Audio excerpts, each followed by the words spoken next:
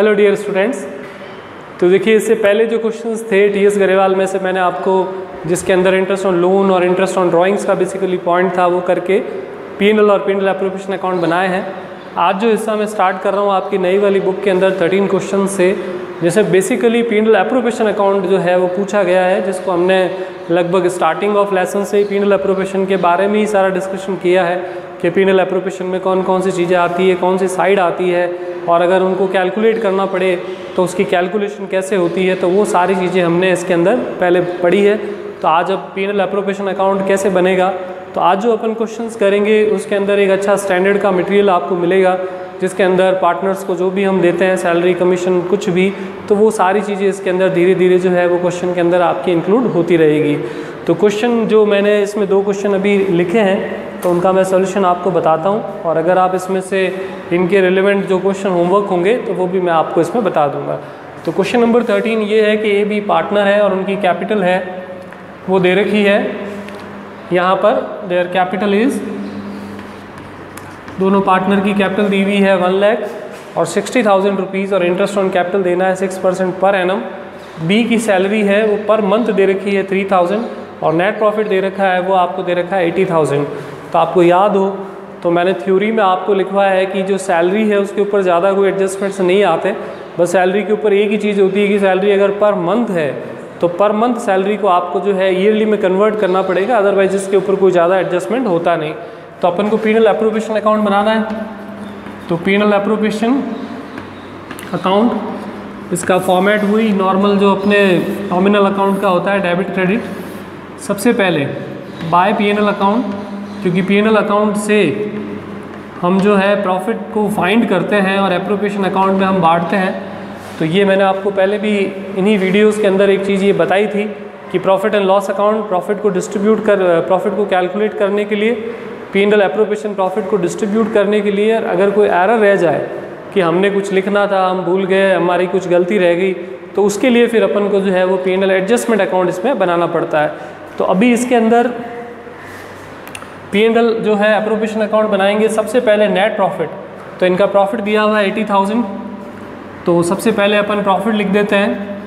80,000 rupees का profit है, और क्या क्या चार्ज करना है, एक तो करना है इंटरेस्ट ऑन कैपिटल और एक करनी है सैलरी, और कुछ नहीं।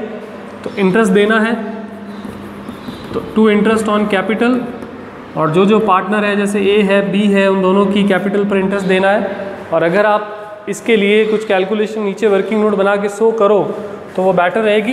तो इस साइड में आपको ये वर्किंग नोट बना के लिख देता हूँ कि जैसे इंटरेस्ट ऑन कैपिटल आपको देना है ए को, तो ए की कैपिटल कितनी है 1 लाख, और 1 लाख का 6%, तो 6,000 रुपीज़ इसका इंटरेस्ट हो गया। और बी की अगर आप इंटरेस्ट की कैलकुलेशन करें तो 60,000, तो उसका 6% हो जाएगा 3,600। तो ये इस तरीके से आप नीचे जो है वर्किंग नोट बना बना कर चीज़ों को कैलकुलेट करेंगे तो आपके दोनों काम हो जाएंगे, आपकी कैलकुलेशन भी हो जाएगी और साथ साथ एक वर्किंग नोट भी बन जाएगा जो कि टीचर को रिक्वायर्ड रहेगा। अगर आप यहाँ डायरेक्ट लिखोगे बिना कैलकुलेशन को शो करे तो डेफिनेटली वो मार्क्स देने में जो है वो थोड़ा कमी रखेगा, और पूरे में से पूरे मार्क्स आपके आएंगे नहीं। और इस अकाउंट के अंदर भी अगर हम लिखेंगे तो अकाउंट के अंदर काफ़ी घिचपिच हो जाएगी बहुत सारी चीज़ें इसके अंदर आने से। तो इसलिए अगर आप इसको अलग सेपरेटली वर्किंग नोट बनाएं तो वो सबसे बढ़िया रहेगा। तो दोनों का इंटरेस्ट टोटल करके बाहर लिख देते हैं 9,600। उसके बाद देनी है बी को सैलरी, तो to B's capital account bracket में सैलरी। अब इसके देखिए बहुत सारे तरीके हैं लिखने के। टू सैलरी ब्रैकेट में बीज कैपिटल लिख सकता है, टू बीज सैलरी लिख सकता है, टू बीज कैपिटल ब्रैकेट में सैलरी लिख सकते हैं। तो मतलब जैसे चाहे इसको लिख सकते हैं। काफ़ी ज़्यादा पॉपुलर वर्ड तो पहले यही रहता था, टू बीज सैलरी लिखकर भी छोड़ते थे, पर आजकल नए एडिशन के अंदर कैपिटल वर्ड जो है वो यूज़ किया जाता है, तो मैंने वो भी इसमें लिख दिया। लेकिन देखिए सैलरी जो दे रखी है वो 3,000 रुपीज़ कैसे दे रखी है पर मंथ। तो पर मंथ अगर सैलरी है तो अपन उसको ईयरली में कन्वर्ट करेंगे। इसको मैं यहीं लिख देता हूँ कि 3,000 सैलरी है मंथली, तो 12 मंथ के आपके हो जाएंगे 36,000। और अब अपन को पता चल ही रहा है कि इसके अंदर जो प्रॉफिट साइड है वो आपकी ज़्यादा है और लॉस आपका जो एक्सपेंसेस है उनसे कम हुआ है। तो अब जो रिमेनिंग प्रॉफिट बचेगा तो वो लिखा जाएगा टू प्रॉफिट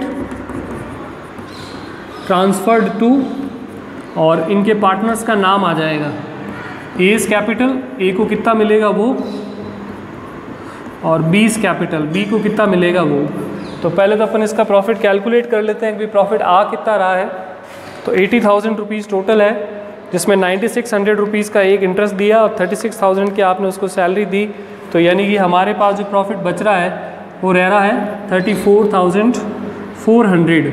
और क्योंकि क्वेश्चन बिल्कुल साइलेंट है कि पार्टनर जो है वो इंटरेस्ट और सैलरी देने के बाद प्रॉफिट को कैसे डिस्ट्रीब्यूट करेंगे, तो आपको ये रूल अच्छे से याद होगा कि अगर पार्टनरशिप डीड साइलेंट हो about distribution of profit ratio, तो हमेशा प्रॉफिट को दोनों पार्टनर्स के या तीनों पार्टनर्स में कैसे बांटा जाएगा, इक्वल।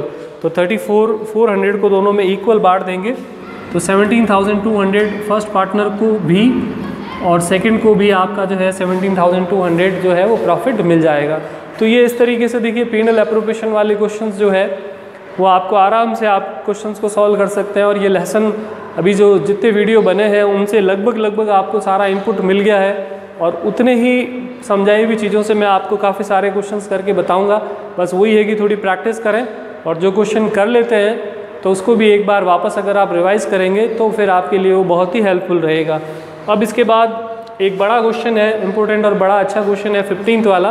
तो वो क्वेश्चन मैं आपको जो है वो सॉल्व करके बताता हूँ एक बार बोर्ड क्लीन करने के बाद।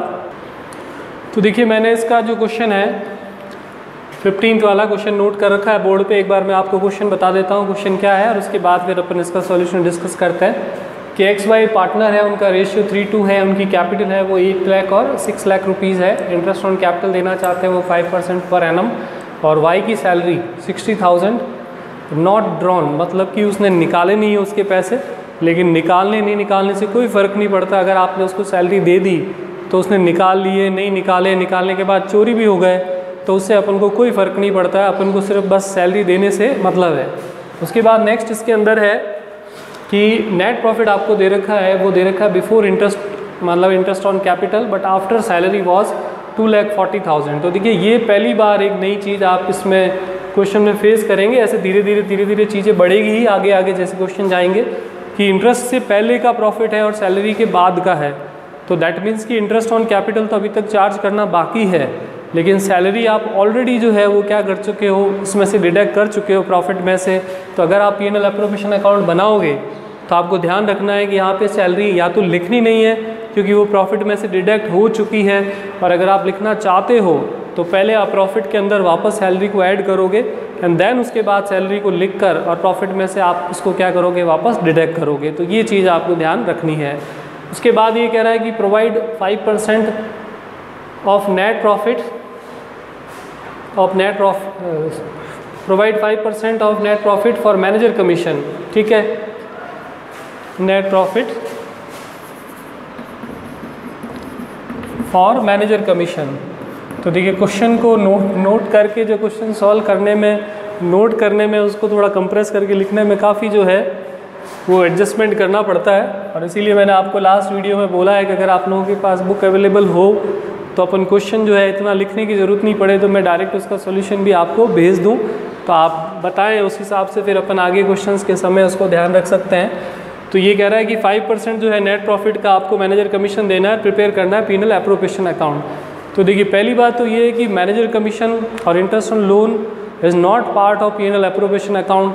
उसके लिए आपको P&L अकाउंट बनाना पड़ता है, और मैंने आपको इंटरेस्ट ऑन लोन वाले पार्ट के सारे क्वेश्चन जो अलग से दे रखे थे वो कराया। उसमें आपको बताया कि हम P&L अकाउंट बनाकर उसमें प्रॉफिट में से इंटरेस्ट ऑन लोन को डिडक्ट करते हैं, एंड देन बचा हुआ प्रॉफिट जो है वो एप्रोप्रिएशन में जाता है, और अगर वो वहीं डिस्ट्रीब्यूट करते हैं तो उसको वहीं पर अपन डिस्ट्रीब्यूट करके क्लोज कर देते हैं।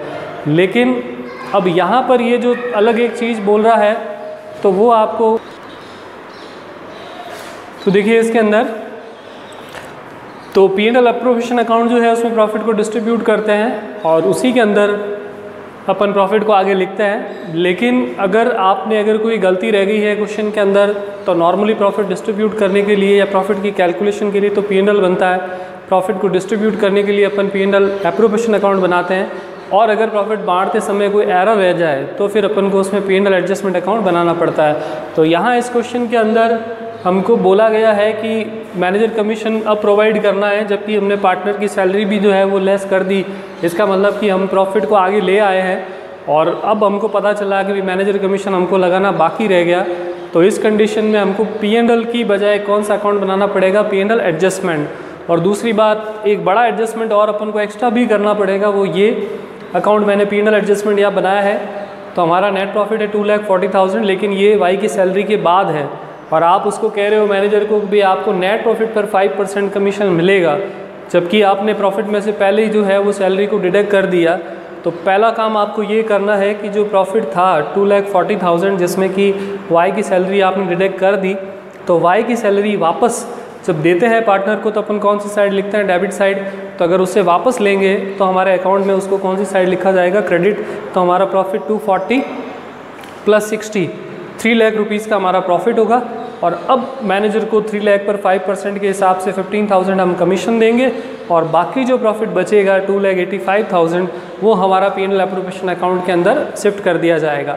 अब रही बात बाकी के आगे क्वेश्चन की, तो P&L एप्रोप्रिएशन मैंने बनाया है जिसके अंदर ये प्रॉफिट जो था आपका 285 हमने शिफ्ट किया। और अब आपने क्योंकि प्रॉफिट के अंदर सैलरी को वापस ऐड कर दिया है, तब यहाँ आप लिखेंगे वापस टू वाइज कैपिटल ब्रैकेट में सैलरी जो उसको दे रहे हैं अपन, तो वो हम दे रहे हैं इसको 60,000, तो वापस आएगी अब क्योंकि हमने उसको जोड़ दिया प्रॉफिट में, इसलिए नहीं तो नहीं लिखते। दोनों पार्टनर को इंटरेस्ट देना है, तो 2 इंटरेस्ट ऑन कैपिटल अकाउंट और x और y को इंटरेस्ट देंगे हम। तो 8 लाख का 5% तो 40,000 और 6 लाख का 5% 30,000, तो 70,000 रुपीज़ का इंटरेस्ट बनेगा जो हम 2,85,000 रुपीज़ के प्रॉफिट में से डिडक्ट करेंगे। और यहाँ लिख देंगे जो रिमेनिंग प्रॉफिट होगा, profit transfer to X capital और टू वाइज कैपिटल अकाउंट। तो इन दोनों के अकाउंट में ट्रांसफ़र करेंगे, जिसके लिए इनका रेशियो क्या दे रखा है, 3:2। तो पहला काम तो अपन को ये करना है कि प्रॉफिट कैलकुलेट करेंगे 2,85,000 में से 60,000 रुपीज़ का इनका सैलरी का और 70,000 इनके प्रॉफिट का अमाउंट डिडक्ट करेंगे। तो हमारे पास बचेंगे 1,55,000 और जिसको हम इनके रेशियो यहाँ ब्रैकेट में लिख देता हूँ मैं, 3:2 में हम डिस्ट्रीब्यूट करेंगे। तो इनटू तो 93,000 का प्रॉफिट इसको मिलेगा और रिमेनिंग जो बचेगा 62,000 का वो आपके इसको वाई को ये प्रॉफिट आप देंगे।